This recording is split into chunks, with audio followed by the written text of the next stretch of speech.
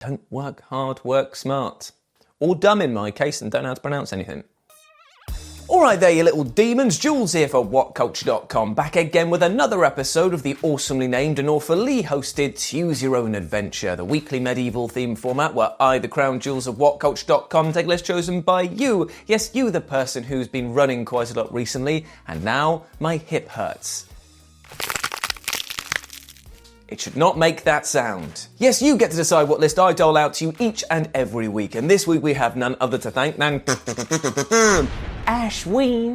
Ashween for their suggestion of video game side quest that was so utterly emotional, well, they downright broke you. And here's the thing, when it comes to some content outside of the main critical path, it really can pull at the heartstrings in such a way that you're just a blubbering wreck by the end of it. The main quest may focus on taking down the big bad, but it's the smaller, much more personal quest that will sit with you right here and here for a long while after. So let's have a chat about them today. As I'm Jules, this is WhatCulture.com, and these are 8 video game side quests that broke you. Number 8, Family Reunion, Ori and the Will of the Wisps. Now, Ori and the Will of the Wisps offers up a devastating side quest that'll leave you wondering where all of those pesky onion-cutting ninjas are hiding in your house. Seriously, they've got them rolling, my friend. Now, the mission Family Reunion sees players attempt to help a Moki set up a home in Wellspring Glades. Now, once you've collected the building materials and the house has been built, the Moki will then ask you to notify his family so that they can move in, which sounds pretty joyous, right? However, upon venturing to the Silent Woods to speak to them, you'll find that they've been turned to stone due to being exposed to the mysterious force known as the Decay for far too long. Well, okay then, wow, cool. Ruin the mood, why don't you? After breaking the tragic news to the father, he vows that he needs to return home, and if you follow him there, you'll find that he is also turned to stone alongside his family. So yeah, surprisingly watching this little guy go off to die traumatised with the rest of his family is pretty sad. Who would have guessed? Who would have known, eh? Number 7, Yuriko's Side Tales, Ghost of Tsushima. Now, as badass as Ghost of Tsushima might be, it also boasts one of the most unexpectedly affecting side quests in recent gaming history with the Yuriko-centric duo of Side Tales. Now, she's an elderly woman and the caretaker of protagonist Jin, who across the Side Tales will regale you with stories of her past and also whip up some nifty poison darts. As you do, you remember going over to your nan's house, you'd go, "Hey, how are you doing there? Can I have some biscuits, a cup of tea? Well, yes, I have lost weight, even though I've definitely put on 20 pounds. What are you doing there? Some shurikens? Yeah, why not? Yeah, I'll take them. I'll take them off your hands." Now, at the end of the second tale, The Art of Seeing, you're tasked with escorting her to her mother's grave so that she can pay her respects. Now, as the pair of you sit serenely, wax on the past and soak in the beautiful view, she suddenly passes away, much to your surprise. Spending those 2 missions bonding with her, learning about her younger days, then having to endure the tragedy of her decline and eventual death makes for quite the emotional roller coaster with one hell of an unforgettable payoff. In fact, to call it an emotional roller coaster is kind of like saying that those rides that you made in Roller Coaster Tycoon, you know, the ones that just flung people off into the lake, and how they passed the safety inspection. It's one of those. You're going down. Emotions are down. Number 6, Cocos questline, The Legend of Zelda Breath of the Wild. Now, if you ventured to Kakariko Village in The Legend of Zelda Breath of the Wild, I popped myself there, stupid, you might cross paths with Coco, a young Sheikah who will send Link on a number of fetch quests to gather missing ingredients for meals that she wants to cook. Now, these recipes belong to Coco's late mother, who was killed prior to the start of the game, and upon forgetting said ingredients, Coco will be extremely hard on herself, even calling herself a bad daughter for failing to live up to her mother's culinary legacy. And even though the player's able to help Coco out by procuring what she needs in order to whip up a storm in the kitchen, the worst is yet to come. And no, I don't mean the splatters, the poops. You see, if you head to the village's graveyard in the morning, you'll find Coco there visiting her mother's place of eternal rest, and she reveals that she goes there to secretly cry and grieve in private, before then telling Link on a rainy day Coco can cry without mother seeing. This is one of those rare side quests where you need to just turn the game off afterwards and go for a walk to process the whole damn thing, because that is the textbook definition of sad. You grab your dictionary, you open up, it's that Coco's face. Don't want to see it. Number 5, The Weight of Chains, God of War Ragnarok. Now, even accepting that God of War 2018 and sequel Ragnarok lent far greater emotional dimensions to the franchise, Who saw this heart-wrenching side mission coming? The Weight of Chains is the very first side quest in the game which sees Mimir asking the player to help right a wrong that he committed years ago by freeing a prisoner that he captured in order to win Odin's favour. Now, said prisoner also happens to be a gigantic whale-like creature which Mimir caught and chained up in order to harvest its fat for lantern oil. We all know that feeling, right? Crazy nights out in Gateshead. Similar vibes. And though it seems like Kratos will cut the poor creature's chains free and give it its own free willy moment, that's not quite what happens. What happens is that when it's liberated, it simply stays put in the bay. Kratos heartbreakingly notes that it has grown accustomed to its chains, causing Mimir to, fall into distress. He insists that there must be a way to get it moving, only for Kratos to declare that there's no making this right, leaving Mimir to reflect on the brutal impact of his prior actions. And it's one of those side quests that is very, very sad but poignant, because it's one of those things of sometimes things go so wrong you can't actually repair them no matter how much you want to. And you just have to learn to live with that.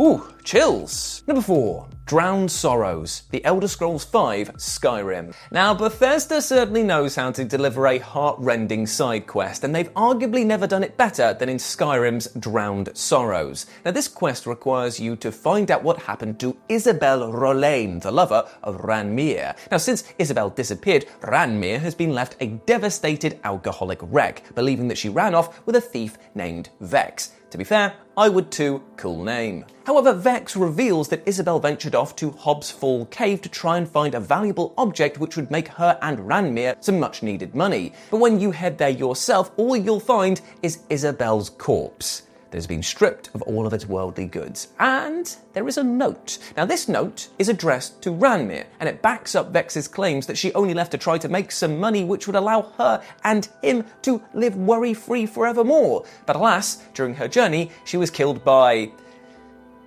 insert Tim Allen noise. We have no idea. Who done it? Who did the do?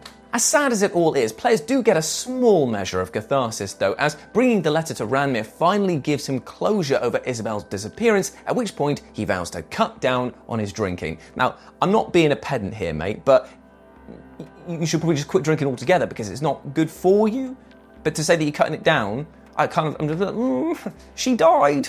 Maybe try a bit harder. Whatever, you know. I know it's difficult. Number 3, Life of the Party, Borderlands 3. Now, nobody expected Borderlands of all video game franchises to get real, but the third game's Life of the Party side quest sure as hell brought the tears. Now, Mordecai wants to throw a birthday party for Grace, a young vault hunter that he's been training, and so he asks the player to pick up some supplies and then turn up for the party. Except when you get there, Grace's father reveals that she's actually dead. Right. But he wanted to celebrate her birthday regardless to honour her memory, and so you can eat birthday cake, play grenade-throwing party games, go to the shooting range, and if you're feeling a teensy bit cruel, even try to break Grace's various mini-game records. But once you've done all of this and smashed a piñata, the party will come to an end, with Grace's pops gifting you her gun, the amazing Grace, as a way for her memory to endure. That is shockingly beautiful for a Borderlands game, a genuine meditation on grief and how to keep departed loved ones in mind. And again, I wasn't expecting this for a franchise that also had Shooty McFace or whatever his name was. These two do not align. Number 2, a new adventure, Spider-Man 2. Now, in Marvel's Spider-Man 2, one of the friendly neighborhood Spider-Man APRA quests is from Howard, a recurring NPC who asked Peter and Miles to help him find the pigeons which belonged to his late wife in the 2 prior Spider-Man games. Now, in Spider-Man 2, however, he tells Spidey that he's going on an adventure, Bilbo Baggins style, and asked him to help relocate the birds to somewhere new and peaceful. Once you've done so, however, if you return to Howard's location, you'll be greeted by an ambulance, where the paramedics reveal that Howard has died from natural causes while you've been away. Ooh, them's the emotions. Oh, they're crushing me. Oh no. One of the medics does at least tell Spidey that Howard seemed to be at peace, while the web-slinger then acknowledges that Howard is now off on his next adventure with his wife. Feels like it's got awfully wet in here, doesn't it? I'm even located in my eye region. That is a very emotionally shattering moment Bittersweet does not even come close to describing this. But you know what? It still somehow manages to capture how nice of a person that Spider-Man is. And number 1, the birth of the conservation movement, Red Dead Redemption Undead Nightmare. And finally, we have birth of the conservation movement from Red Dead Redemption's Undead Nightmare DLC, which is so good that I tell you what, lads, I feel that there is going to be a whooping and a hollering cowboy style coming in 3, 2, 1.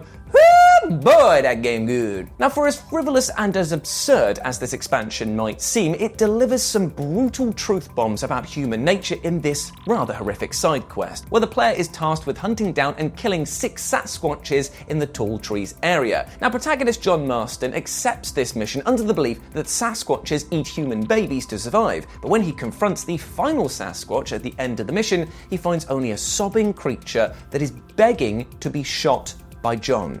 Now, why is he begging to be shot? Because you killed all of its family. Am I the baddie? Did I do the bad thing?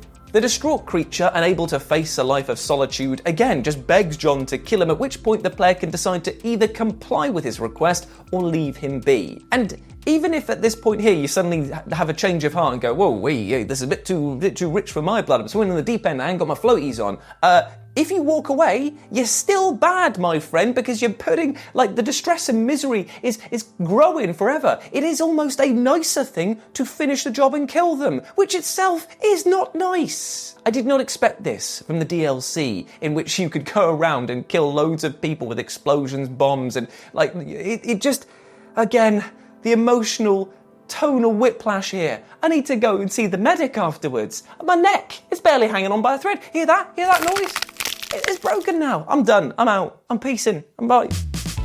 And there we go, my friends. Those were 8 side quest missions that utterly broke you. I hope that you enjoyed that. Seems like the wrong word to say here, but I hope that you got something from it regardless. And let me know what you thought about it down in the comments section below, and put your suggestions for next week's episode down there as well. Thank you very much for watching. I really do appreciate it. And if you want to chat to me further on the social medias, you can follow me over here, and my lovely editor Sai over on her social medias over here as well. But before I go, I just want to say one thing. Even though we spoke today a lot about very emotionally distressing side quests and other optional missions, I hope that you watching this video, are treating yourself well with love and respect. I hope that there's a dose of positivity that you are giving yourself every single morning, because you bloody well deserve it, you massive ledge, all right? Just be kind to yourself. Start your day off right with that little dose of positivity, and trust me, after a while of doing it, it becomes easier and easier and easier. You build that self-confidence, you go out there, you kick life in the ass and take its lunch money.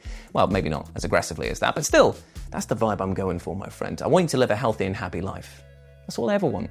So take care of yourself. As always, I've been Jules. You have been awesome. Never forget that. And I'll speak to you soon. Bye.